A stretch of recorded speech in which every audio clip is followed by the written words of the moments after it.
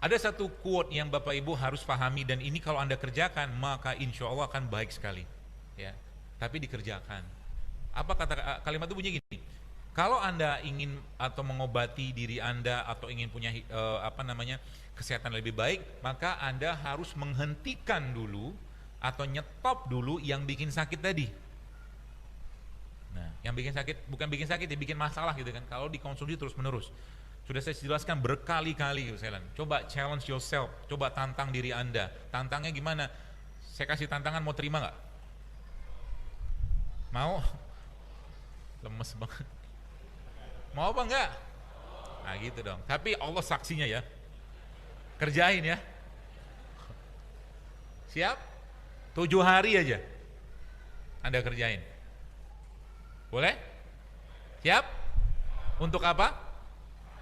Enggak, bukan untuk sehat. Untuk bersyukur dengan Allah gitu loh. Sehat mah, sering saya bilang, sehat itu hanyalah buah dari ketaatan. Kalau orang taat sama Allah pasti sehat. Orang yang rajin tahajud, rajin duha, rajin sodako, rajin kebaikan, mana mungkin dia kena penyakit berat? Orang yang sibuk dengan zikir, mana mungkin kena penyakit jantung? Kan gitu. Logikanya begitu ya, secara normal. Meskipun dengan atau tanpa hidup sehat, secara takdir tetap akan ada peluang penyakit. Tapi ikhtiar yang kita kerjakan, Bapak sekalian, bisa menghindarkan kita dari satu takdir ke takdir yang lain gitu loh. Ya kan begitu.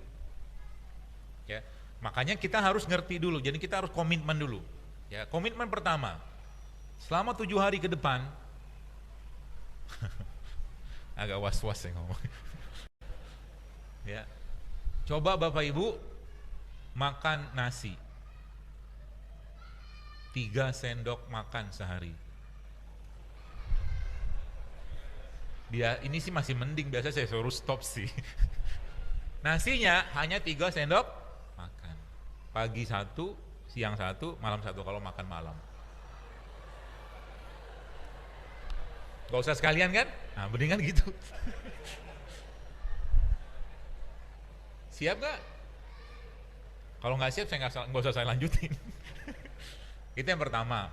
Tapi terserah sih. Tapi banyak teman-teman yang kemarin saya ditelepon seorang ustadz, guru saya juga, dia bilang, dia bilang, Hana jazakallah khair nih sama antum. Kenapa Ustadz? Ini istri-istri Hana, istrinya banyak.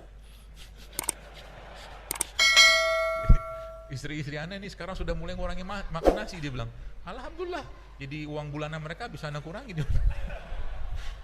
Jadi mereka semua mengikut mazhabnya antum.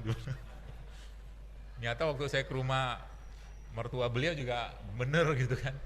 Itu semua bikin impusan, air impusan gitu kan. Dia bilang tuh, saya lihat kulkasnya ternyata bener. Ya tapi ala kulli hal baik gitu kan bagi kesehatan. Itu yang pertama, kurangi makan nasi. Ya, siap? Saya sih nggak baper ya, serius saya nggak baper. Anda mau kerjakan, mau enggak badan-badan Anda ini, kan gitu. Tapi sekarang saya tanya, yang hidupnya sekarang 30 tahun, 40 tahun, saya tanya, berapa tahun atau berapa bulan atau berapa minggu atau berapa hari Anda pernah hidup sehat? Coba. Jujur aja lah. Hampir-hampir nggak pernah kan? Terus kapan mau hidup sehat?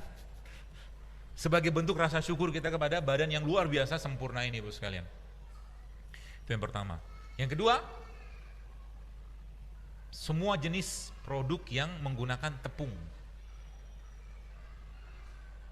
mulai tertunduk lesu. Produk yang menggunakan tepung.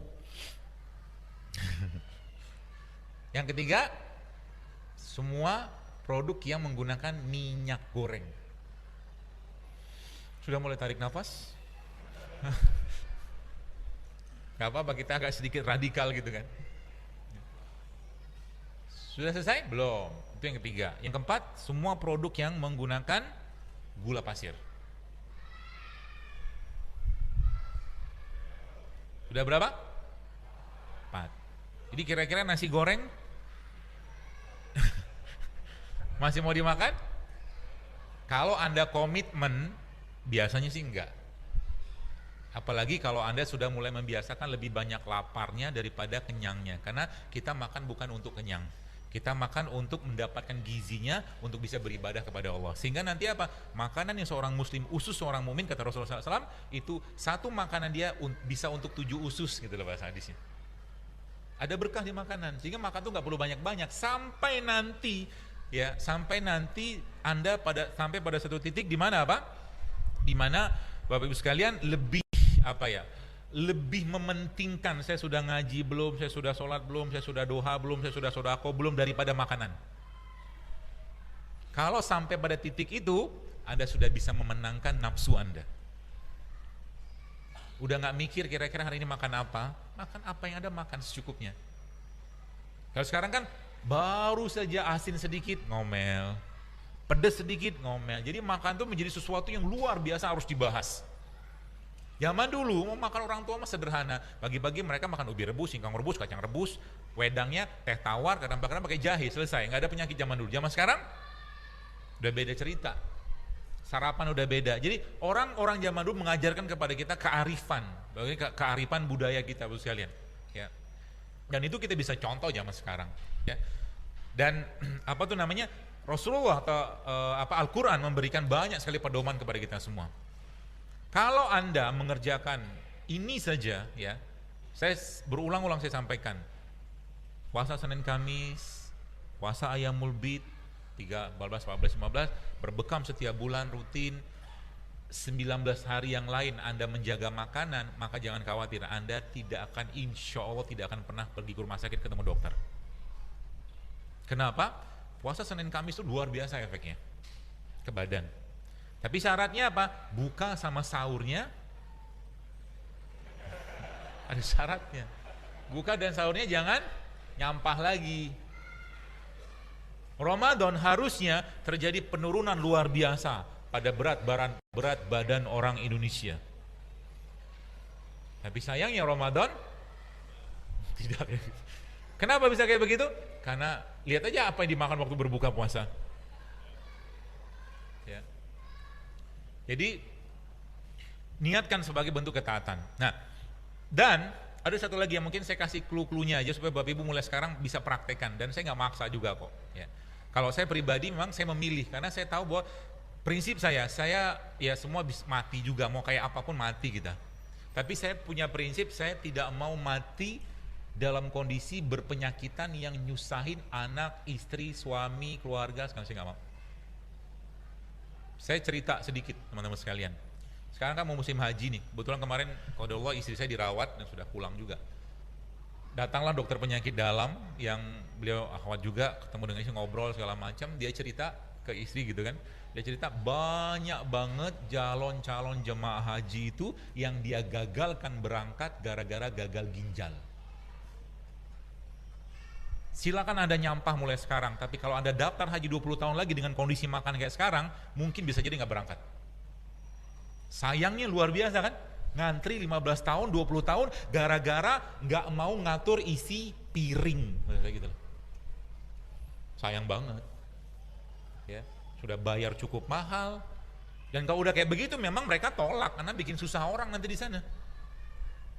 Apa yang Anda makan sekarang akan menentukan sedikit banyak atau banyaklah nasib kesehatan kita di 5, 10 tahun, 12 tahun atau 15 tahun mendatang.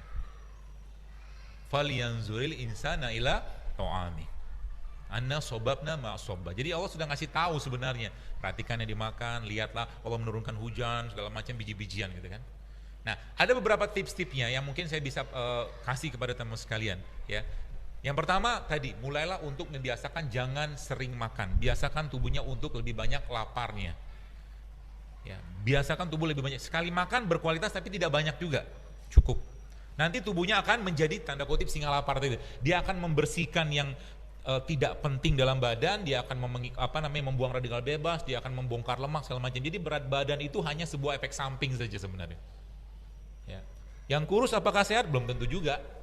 Orang yang kurus belum tentu sehat juga, ya, karena indikatornya adalah vitalitas. Ada orang gemuk nggak fit, ada orang kurus nggak fit juga, sama. Kita yang tahu badan kita, kapan harus makan, kapan harus puasa, kapan harus berhenti, kita yang mengendalikan, ya. Dan kalau Anda, siapa di sini yang suka durian? Suka semua kali.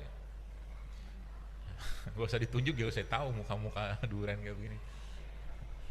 Nanti kalau makan durian, cobalah makan duriannya 1 biji aja.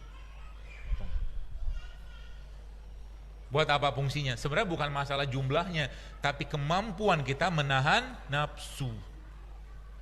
Gitu loh. Nasi juga sama. Pengen makan nasi, coba kurangi. Kita udah tahu nih, ini bisa jadi masalah gitu kan.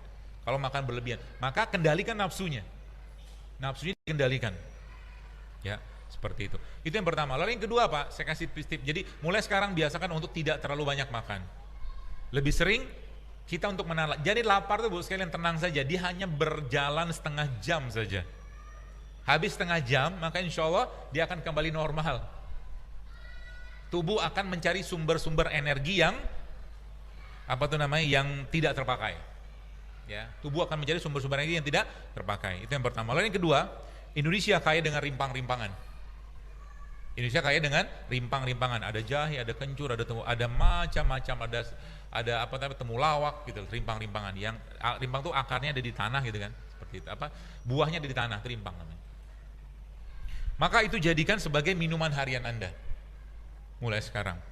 Jadi gak usah ribet-ribet. Misalkan Anda punya kunyit itu Anda potong. Anda ambil kunyit segini, satu potong atau satu seperti inilah, satu slice begini, kupas mungkin, potong-potong kecil, masukkan ke dalam air, ya, tunggu 6 jam, nanti 6 jam kemudian Anda minum air tadi. Maka air kunyit tadi, rendaman kunyit tadi akan banyak sekali manfaat ke badan. Dia bisa berperan sebagai untuk menurunkan kolesterol, asam urat, macam-macam, sampai anti kanker pun bisa. Sesederhana itu gitu kan. Cuman kenapa kita belum mau melakukan? Karena belum jadi kebiasaan. Belum jadi kebiasaan. Kalau sudah jadi kebiasaan, apa yang terjadi bos sekalian? Ya kita justru malah senang dengan hal seperti itu. Ya. Itu saya katakan tadi, kalau kita sudah mulai membiasakan hidup sehat, maka saya kadang-kadang bukan kebablasan sih, bukan cheating, kadang-kadang khilaf juga. Tiba-tiba kemakan gula pasir gitu kan. Biasanya tubuh saya langsung ngomel. Entah lemes lah, entah apalah, segalanya dia ngomong tuh. Nah, aspirasi begini nih yang kadang-kadang banyak orang sering lupa. Dia jarang mendengarkan bahasa tubuhnya. Ya. Kalau bahasa tubuh ini kita sering sering dengar, ya, maka sebenarnya kita nggak perlu banyak obat, ya. Dan kata kuncinya, ya, tadi saya katakan ada rimpang, kemudian kata kunci yang kedua adalah rempah. Ya, rimpang dan rempah. Rimpang dan rempah ini obat banyak hal di sana. Ya. Artinya pagi-pagi lebih saya sarankan Anda, daripada Anda minum teh manis, Anda bisa minum teh ketumbar. Ambil, masukin air panas, itu jauh lebih sehat untuk jantung, pembuluh darah kita daripada Anda minum teh manis pagi-pagi. Terus minum apa lagi? Serai juga bisa, Anda ambil air panas, dispenser atau mungkin dari kompor, masukin serai, itu bisa bermanfaat ke banyak hal sebagai steroid seperti itu. Ya. Jadi itu farmasi kita itu di situ sebenarnya. Ya. Dan kalau seandainya ada informasi atau hadis-hadis Nabi SAW yang disampaikan di situ ada kebaikan, maka ambil keutamaannya. Contoh, Nabi menyebutkan rumah yang di dalamnya ada kurma, maka rumah tadi tidak akan kelaparan. Maka usahakan setiap hari di rumah kita ada kurma. Usahakan makan kurma, ambil berkahnya. Gitu. Jadi jangan hanya Ramadan doang. Kita bisa beli gorengan, kenapa nggak bisa beli kurma? Betul? Kita bisa beli bubur ayam 10.000, kenapa kita nggak bisa beli sayur atau buah? Sehingga nanti kedepannya isi kulkas Anda kalau sudah benar gitu kan, sudah benar isi kepalanya, maka akan lebih banyak isi kulkasnya buah. Murah nggak buah? Murah. Sayur apa lagi? Ya, kita beruntung banget tinggal di Indonesia. Di Amerika 1 lembar daun pisang itu bisa 10.000 1 lembar di sana. Ya. Jadi manfaatkan itu baik-baik. Jadi bagaimana cara bikinnya atau mungkin bagaimana konsepnya? Konsepnya adalah saya kasih tipsnya, let the food be your medicine. Jadi jadikan makanan yang Anda makan itu sebagai obat.